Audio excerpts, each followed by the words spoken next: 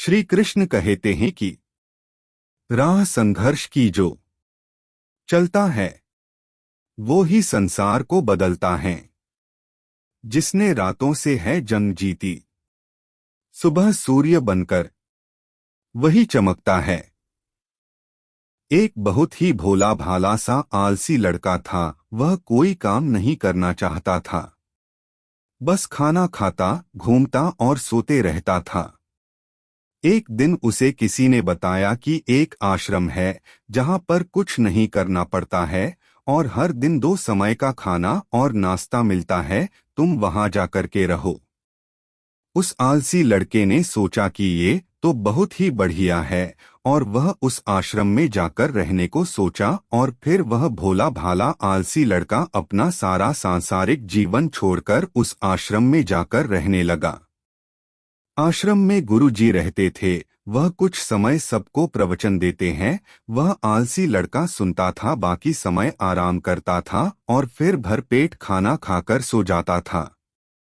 ऐसे ही उस लड़के का दिन गुजरता गया। एक दिन उस आश्रम में कुछ भी नहीं बना। नाश्ते के समय नाश्ता नहीं मिला। उसने सोचा नाश्ता नहीं मिला, भोजन तो मिलेगा। अब भोजन के समय भी उसे भोजन नहीं मिला। लड़का दौड़ करके गुरुजी के पास गया और उसने पूछा कि आज भोजन क्यों नहीं बना। गुरुजी ने कहा कि बेटा, आज एकादशी है और जितने भी आश्रम के सदस्य हैं उनका उपवास है और तुम्हारा भी आज उपवास है। आज भोजन नहीं बनेगा। वह लड़का आलसी था और उसे भूख भी बहुत लगता था। उसने गुरुजी से बोला कि मैं उपवास नहीं रहूंगा, मुझे भूख लगी है, मैं खाना खाऊंगा। गुरुजी ने बोला ठीक है, जाओ भंडारे में से सामान लेकर के आओ और आश्रम में नहीं बाहर ले जाकर के बना लो, लेकिन याद रखना भोजन बनाने के बाद सबसे पहला भोग भगवान को लगाना और फिर तुम प्रसाद पाना। वह लड़का बोला ठीक है और फिर अनाज लेकर नदी की ओर पहुंचा।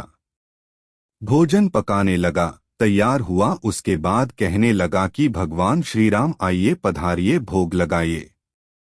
अब जब उसे लगा कि भगवान तो आ नहीं रहे हैं तो फिर कहने लगा कि मुझे मालूम है आपको तो अच्छा खाने की आदत है, मैं बना नहीं पाया और मुझे अच्छा भोजन बनाने भी नहीं आता, लेकिन जो भी रूखा सूखा बना है आकर खा लीजिए।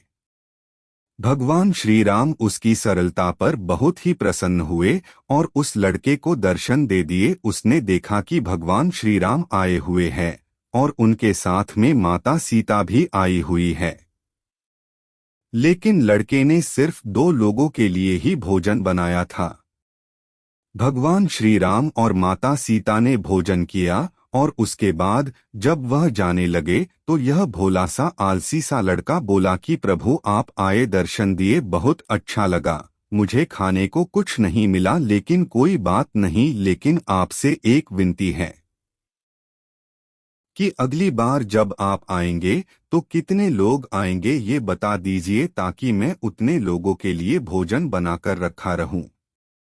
भगवान श्री राम मन ही मन मुस्कुराए और फिर अंतर ध्यान हो गए। लड़का आश्रम गया। दिन बीतता गया और फिर एकादशी का दिन आया और इस बार उसने 3-4 लोगों के लिए अनाज लेकर के खाना बनाने के लिए नदी के किनारे पहुंचा और उसने बड़े प्रसन्नता से भोजन बनाया और इंतजार करने लगा कि प्रभु आइए और भोग लगाइए। इस बार लड़का देखता है कि भगवान श्री राम पूरा राम दरबार लेकर के आए हैं, जैसे माता सीता, लक्ष्मण, भरत, हनुमान जी और सभी लोग आए हैं। लड़के ने 3 से 4 लोगों का भोजन बनाया था और इस बार भी भोजन कम पड़ गया। लड़के ने निराश होकर भोजन को प्रभु के आगे रख दिया। उन्होंने भोजन किया और फिर चले गए और इस बार भी लड़का फिर से भूख रह गया। अब लड़का फिर आश्रम गया। दिन बीतता गया और फिर एकादशी का दिन आया और इस बार गुरुजी से कहने लगा कि गुरुजी मुझे इस बार थोड़ा ज्यादा अनाज चाहिए। गुरुजी सोचने लगे कि यह इतना सारा अनाज का करता क्या है, कहीं इसे बेचता तो नहीं है। फिर उन्होंने कहा कि ठीक है, भूख से परेशान रहता है। लड़के ने कहा कि नहीं गुरुजी, मैं भूख से परेशान नहीं रहता हूँ, प्रभु के साथ बहुत लोग आते हैं, उनको भी तो भोजन करना पड़ता है। गुरुजी को लगा कि लड़का पागल हो गया है, लेकिन गुरुजी ने सोचा कि चलो एक बार चलकर देखते ही कि लड़का इस अनाज का करता क्या है। वह भोला सा लड़का अनाज लेकर के नदी के किनारे पहुंचा और इस बार भोजन बनाया नहीं। उसने सोचा कि प्रभु हर बार ज्यादा लोगों को लेकर के आते हैं, इस बार वह जितने भी आएंगे खुद बना करके भोग लगा लेंगे, और फिर प्रेम से प्रभु को बुलाने लगा। गुरुजी ये सब छुपकर देख रहे थे कि ये भोजन तो बनाया नहीं और प्रभु को बुला रहा है। लेकिन लड़के ने देखा कि इस बार प्रभु के साथ बहुत से लोग आए हुए हैं, तो उसने प्रभु के सामने हाथ जोड़ करके कहा कि प्रभु माफ करना, आप बहुत सारे लोग आते हो, मुझे संख्या पता नहीं होती है और मेरी हिम्मत भी नहीं होती है कि इतने सारे लोगों के लिए भोजन बनाऊं। आप स्वयं आइए, बनाइए, खाइए और भोग लगाइए। प्रभु मुस्कुराते हैं और अपने साथ आए सभी लोगों के साथ मिल करके भोजन बनाते हैं। गुरुजी ये सब छुप करके देखते हैं और फिर लड़के के पास आकर के कहते हैं कि तुम ये कर क्या रहे हो। लड़का कहता है कि गुरुजी, आपको दिख नहीं रहा है कि भगवान श्री राम पधार चुके हैं, माँ सीता आई हुई है, हनुमान जी आए हैं और भी सभी लोग आए हुए हैं, भोजन बन रहा है। गुरुजी ने बोला कि पागल हो गया है, मुझे तो कोई दिख नहीं रहा है। लड़का गुस्सा हो गया और बोला, प्रभु आप ये क्या कर रहे हो, एक तो मुझे भूखा रखा है और गुरुजी को दर्शन नहीं दे रहे हो, जो मुझे पागल समझ रहे हैं, कृपा करके गुरुजी को दिख जाओ।